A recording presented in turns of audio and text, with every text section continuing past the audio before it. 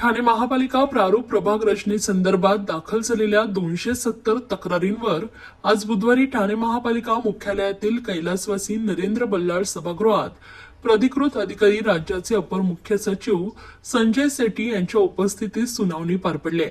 या सुनावणीला महाविकास आघाडीचे नेते मंडळी तसेच पदाधिकारी तर महायुतीचे पदाधिकारी उपस्थित होते। यानंतर महाविकास आघाडीतील सर्व नेते मंडळींनी प्रतिक्रिया दिली, पाहूया। मला वाटतं खऱ्या अर्थाने कामाला सुरुवात कधीच झालेली आहे। आज सुद्धा आम्ही ठाण्यामध्ये सर्व पक्षीय म्हणजे अविनाश जाधव, मनसे असेल, काँग्रेस असेल, राष्ट्रवादी असेल, मला वाटतं सर्व पक्षाची मंडळी या ठिकाणी हा जो या ठिकाणी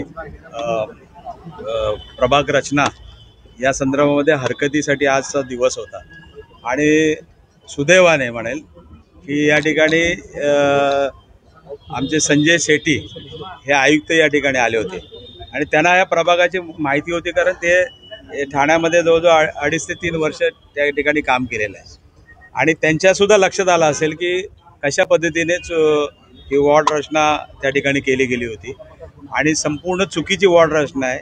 या ठिकाणी कसे नगरसेवक निवडून येतील ते वॉर्ड फोडण्याचं काम या ठिकाणी केलेलं आहे आणि याच बाबतीमध्ये आज आम्ही लोकांनी हरकती सूचना घेतलेल्या आणि त्यांना आम्ही विनंती केली की तुम्ही गणपतीच्याच बरोबर टायमालाच गणपतीच्या आगमनापूर्वीच ही मला वाटतं हे डिक्लेअर केलं आणि त्या मधल्या पिरियड 10 दिवसामध्ये आज कित्येक आमचे कार्यकर्ते असतील किंवा प्रत्येकाच्या घरामध्ये गणपती असतो किंवा गावाकडे असतो आणि ही मंडळी सर्व जात असतात का मला वाटतं 2 दिवसापूर्वीच विसर्जन झालं आणि काही लोकांना अजूनही या संदर्भामध्ये ऑब्जेक्शन घेण्याचा वेळ मिळाला नाही आणि म्हणून त्यांना हे 4-5 दिवस पुढे ढकलायला सांगितलेलं आहे आणि तुम्ही बघितलं असेल ह्या ज्या वॉर्ड रचना घरात बसून केलेल्या आहेत आणि जाणून बुजून एकाच पक्षाला त्याचा कसा फायदा होईल हा दृष्टिकोनातून त्या ठिकाणी केलेला आहे आणि म्हणून याला विरोध करण्यासाठी आम्ही आणि हरकत घेण्यासाठी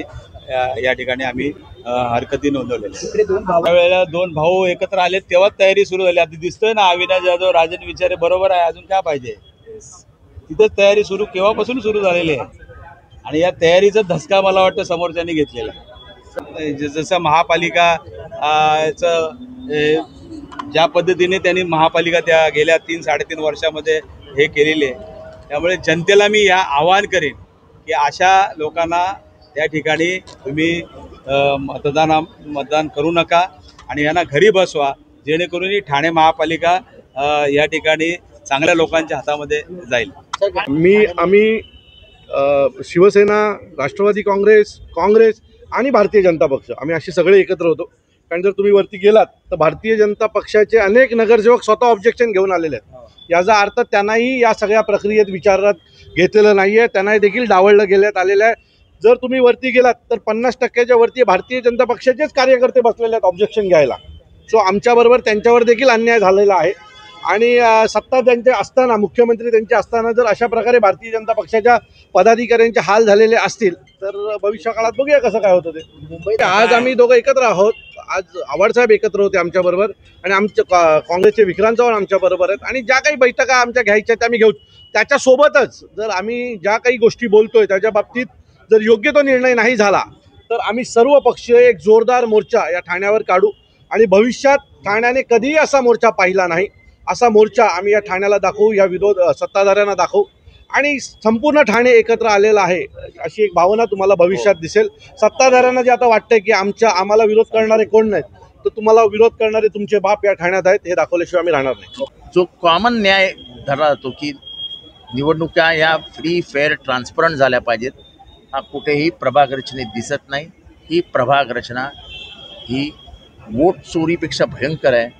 ही नगरसेवक चोरी करण्यासाठी म्हणून केलेली प्रभाग रचना आहे। आधीच नगरसेवक चोरण्याचे प्रकार किती चालू आहेत ठाण्यामध्ये आपल्याला माहितीच आहे, त्यात काही वेगळं सांगायला नको।